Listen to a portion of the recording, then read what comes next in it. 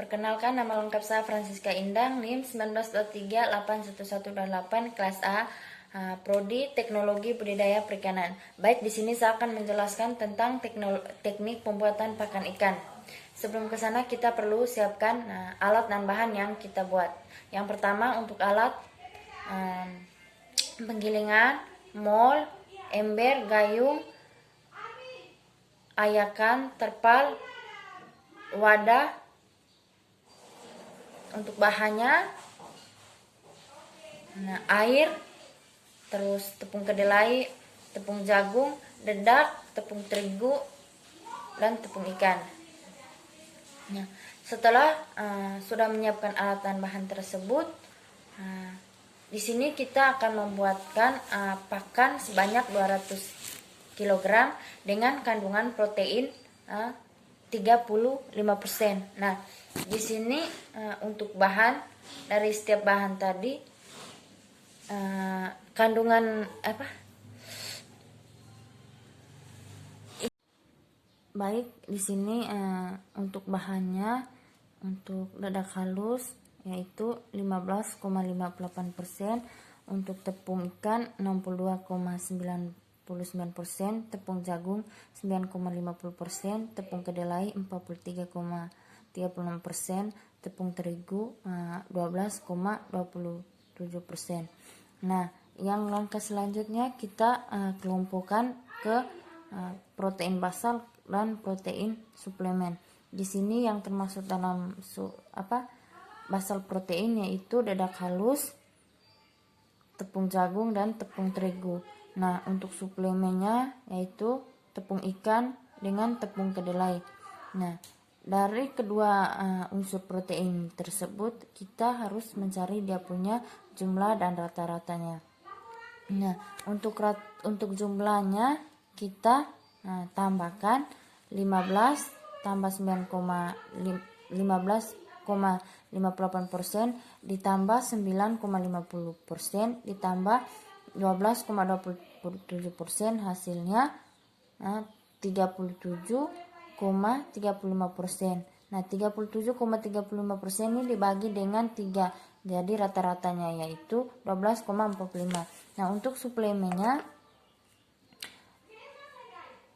suplemen proteinnya itu tepung ikan 62,99%, kedelainya 43,36%. Nah, jumlahnya itu 106,35.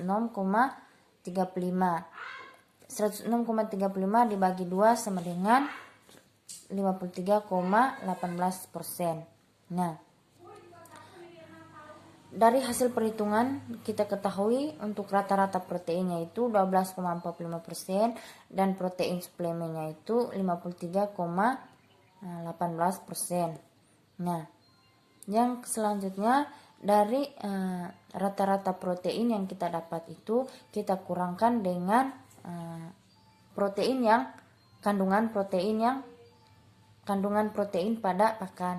Nah, kandungan protein pada pakan yang kita tahu yaitu 35%. Nah, 53,18% dikurang 35% yaitu 18,18%. Nah, untuk basalnya itu yang kita tahu yaitu 12,45% dikurang 35% yaitu dapatnya 22,55%. Nah, dari hasil kedua ini, hasil dari penjumlahan ini kita tambahkan.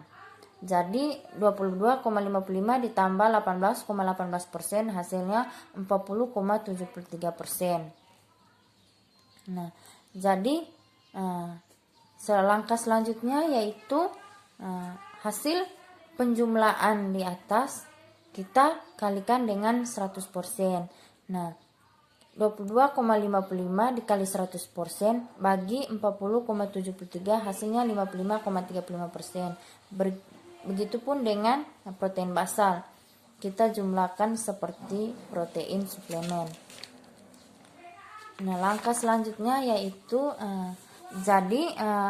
untuk membuat pakan yang mengandung protein 35% membutuhkan protein basal sebanyak 44,64% dan protein suplemen yaitu 53,35%. Oleh karena itu bahan baku yang termasuk dalam protein basal ada 3 tadi, yaitu dadak halus, terigu, dan tepung ikan. Maka komposisi dari masing-masing ketiga itu yaitu kita jumlahkan. Dadak halus 44,64 dibagi 3 yaitu 14,88. Begitupun selanjutnya. Nah, sedangkan untuk protein suplemen ada 2 tadi, naik 55,36 dibagi 2 hasilnya ini. Begitupun ke bawahnya.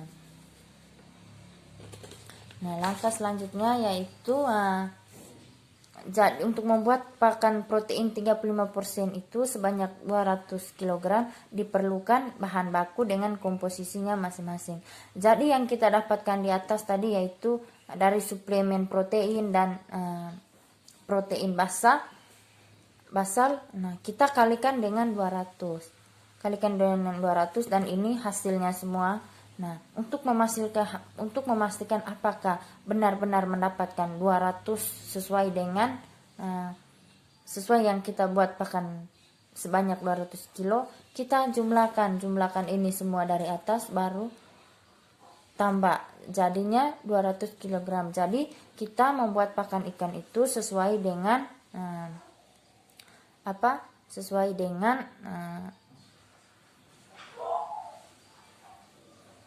sesuai dengan bahan yang kita butuhkan.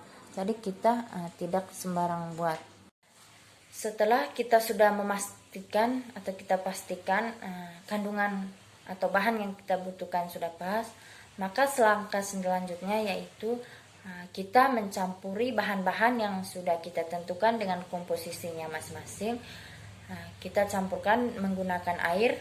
Terus kalau sudah melengket, kita buat remas menjadi gumpalan. Nah, sudah menjadi gumpalan, kita langsung mencetak pakan yang sudah kita buat tadi. Setelah mencetak, kita jemur kita biarkan selama 1-2 hari begitu. Karena sudah dijemur, kita melakukan penambahan antarakan.